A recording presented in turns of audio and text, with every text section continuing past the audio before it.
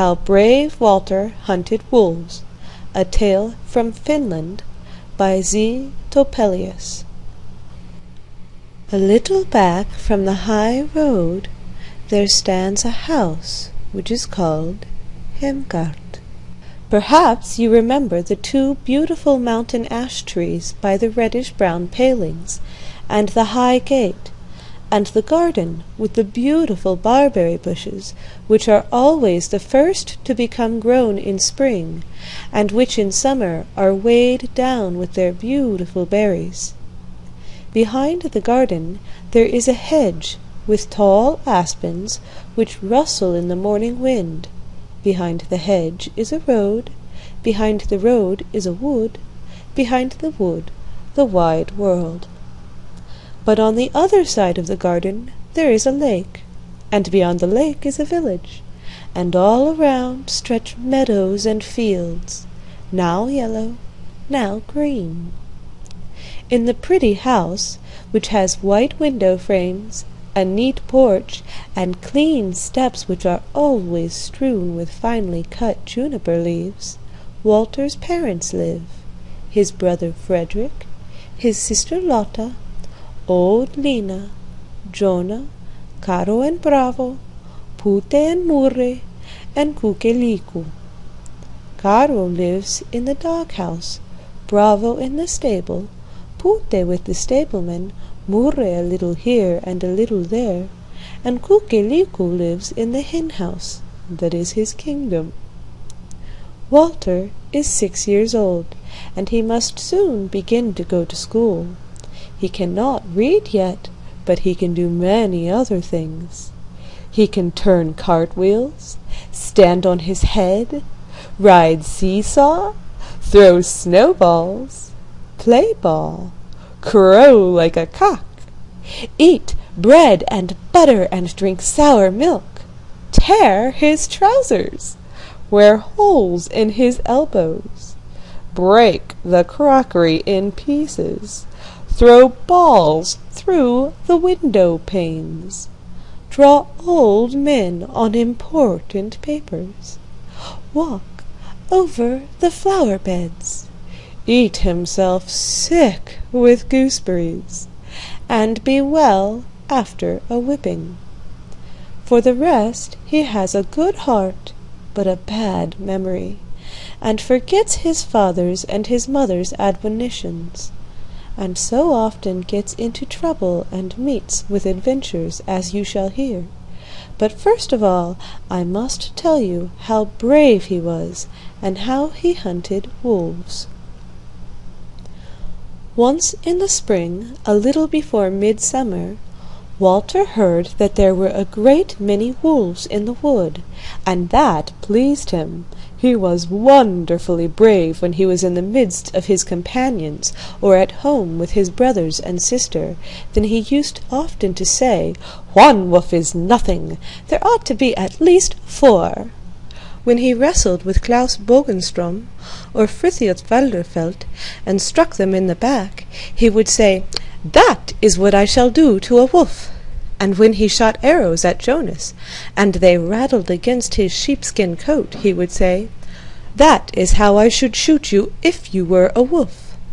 Indeed, some thought that the brave boy boasted a little, but one must indeed believe him, since he said so himself. So Jonas and Lina used to say of him, "Look, there goes Walter, who shoots the wolves." And other boys and girls would say, "Look, there goes brave Walter, who is brave enough to fight with 4. There was no one so fully convinced of this as Walter himself, and one day he prepared himself for a real wolf hunt.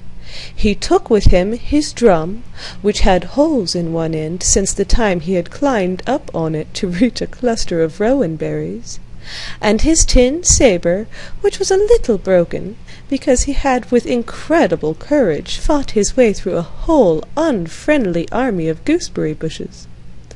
He did not forget to arm himself quite to the teeth with his pop-gun, his bow, and his air pistol. He had a burnt cork in his pocket to blacken his moustache, and a red cock's feather to put in his cap to make himself look fierce. He had besides in his trouser pocket a clasp knife with a bone handle to cut off the ears of the wolves as soon as he had killed them, for he thought it would be cruel to do that while they were still living. It was such a good thing that Jonas was going with corn to the mill, for Walter got a seat on the load, while Caro ran barking beside them. As soon as they came to the wood, Walter looked cautiously around him to see perchance there was a wolf in the bushes, and he did not omit to ask Jonas if wolves were afraid of a drum. "Of course they are, that is understood," said Jonas. Thereupon Walter began to beat his drum with all his might while they were going through the wood. When they came to the mill, Walter immediately asked if there had been any wolves in the neighbourhood lately. "Alas, yes," said the miller. "Last night the wolves have eaten our fattest ram there by the kiln not far from here." "Ah," said Walter, "do you think that there were many?" "We don't know," answered the miller. "Oh, it is all the same," said Walter. "I only asked so that I should know if I should take Jonas with me. I could manage very well alone with 3, but if there were more, I might not have time to kill them all before they ran away." "In Walter's place, I should go quite alone. It is more manly," said Jonas. "No, it is better for you to come too," said Walter. "Perhaps there are many." "No, I have not time," said Jonas, "and besides, there are sure not to be more than 3.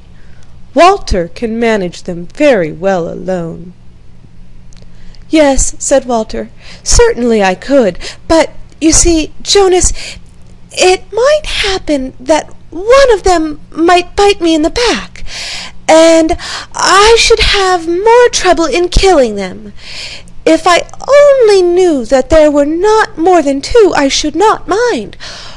For them I should take one in each hand and give them a good shaking, like Susanna once shook me." "I certainly think that there will not be more than 2, said Jonas. "There are never more than 2 when they slay children and rams. Walter can very well shake them without me." "But you see, Jonas," said Walter, "if there are 2, it might still happen that one of them escapes and bites me in the leg, for you see I am not so strong in the left hand as in the right. You can very well come with me and take a good stick in case there are really 2. Look, if there is only one, I shall take him so with both my hands and throw him living onto his back, and he can kick as much as he likes. I shall hold him fast." "Now, when I really think over the thing," said Jonas, "I am almost sure there will not be more than 1. What would 2 do with 1 ram? There will certainly not be more than 1. "But you should come with me all the same, Jonas," said Walter. "You see, I can very well manage 1, but I am not quite accustomed to wolves yet, and he might tear holes in my new trousers." "Well, just listen," said Jonas. "I am beginning to think that Walter is not so brave as people say. First of all, Walter would fight against 4, and then against 3, then 2, and then 1, and now Walter wants help with 1. Such a thing must never be. What would people say? Perhaps they would think that Walter is a coward." "That's a lie," said Walter. "I am not at all frightened, but it is more amusing when there are 2. I only want someone who will see how I strike the wolf, and how the dust flies out of his skin." "Well then, Walter can take the miller's little Lisa with him. She can sit on a stone and look on," said Jonas. "No, she would certainly be frightened," said Walter. "And how would it do for a girl to go wolf hunting? Come with me, Jonas, and you shall have the skin, and I will be content with the ears and the tail." "No, thank you," said Jonas. "Walter can keep the skin for himself. Now I see quite well that he is frightened. Fie! Shame on him!" This touched Walter's pride very near. "I shall show that I am not frightened," he said. And so he took his drum, sabre, cock's feather, clasp knife, pop gun, and air pistol, and went off quite alone to the wood to hunt wolves. It was a beautiful evening, and the birds were singing in all the branches. Walter went very slowly and cautiously. At every step he looked all round him to see if perchance there was anything lurking behind the stones. He quite thought something moved away there in the ditch. Perhaps it was a wolf. "It is better for me to beat the drum a little before I go there," thought Walter. Brrrt-tut-tut. So he began to beat his drum. Then something moved again. Caw! Caw! A crow flew up from the ditch. Walter immediately regained courage. "It was well I took my drum with me," he thought, and went straight on with courageous steps. Very soon he came quite close to the kiln, where the wolves had killed the ram. But the nearer he came, the more dreadful he thought the kiln looked. It was so grey and old. Who knew how many wolves there might be hidden there? Perhaps the very ones which killed the ram were still sitting there in a corner. Yes, it was not at all safe here, and there were no other people to be seen in the neighborhood. It would be horrible to be eaten up here in the daylight, thought Walter to himself. And the more he thought about it, the uglier and grayer the old kiln looked, and the more horrible and dreadful it seemed to become the food of wolves. "Shall I go back and say that I struck one wolf and it escaped?" thought Walter. "Fie!" said his conscience. "Do you not remember that a lie is one of the worst sins, both in the sight of God and man? If you tell a lie today and say you struck a wolf, tomorrow surely it will eat you up." "No, I will go to the kiln," thought Walter, and so he went. But he did not go quite near. He went only so near that he could see the ram's blood which colored the grass red, and some tufts of wool which the wolves had torn from the back of the poor animal. It looked so dreadful. "I wonder what the ram thought when they ate him up," thought Walter to himself, and just then a cold shiver ran through him from his collar right down to his boots. "It is better for me to beat the drum," he thought to himself again, and so he began to beat it.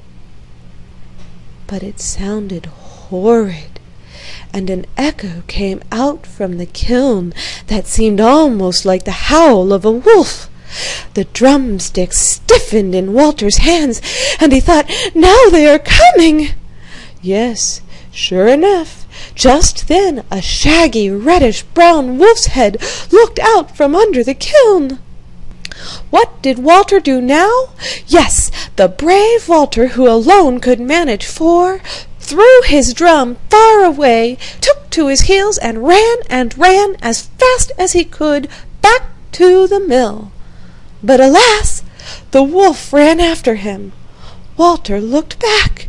The wolf was quicker than he, and only a few steps behind him. Then Walter ran faster, but fear got the better of him. He neither heard nor saw anything more. He ran over sticks, stones, and ditches. He lost drumsticks, saber, bow, and air pistol, and in his terrible hurry he tripped over a tuft of grass. There he lay, and the wolf jumped onto him.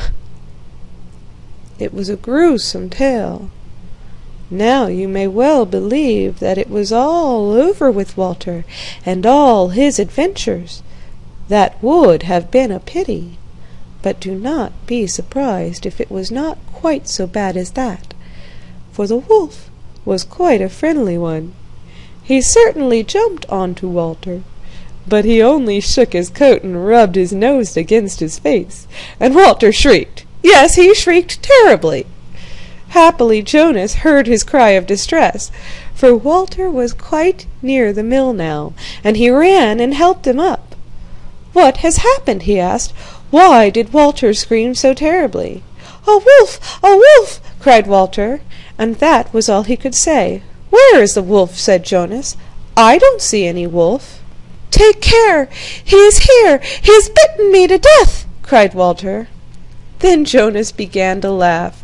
Yes, he laughed so that he nearly burst his skin belt.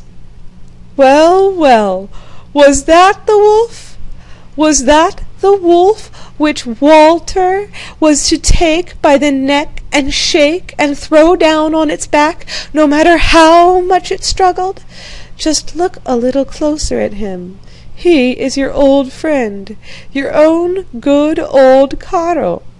I quite expect he found a leg of the ram in the kiln. When Walter beat his drum, Caro crept out, and when Walter ran away, Caro ran after him, as he so often does when Walter wants to romp and play. Down, Caro! You ought to be rather ashamed to have put such a great hero to flight. Walter got up, feeling rather foolish. "Down, Caro!" he said, both relieved and annoyed. "It was only a dog. Then if it had been a wolf, I certainly should have killed him. If Walter would listen to my advice, and boast a little less, and do a little more," said Jonas consolingly. "Walter is not a coward, is he?" "I? You shall see, Jonas, when next we meet a bear. You see, I like so much better to fight with bears." "Indeed!" laughed Jonas. "Are you at it again? Dear Walter, remember that it is only cowards who boast. A really brave man never talks of his bravery."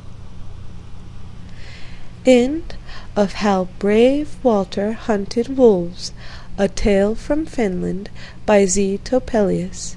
From the Lilac Fairy Book by Andrew Lang, editor. This recording is in the public domain.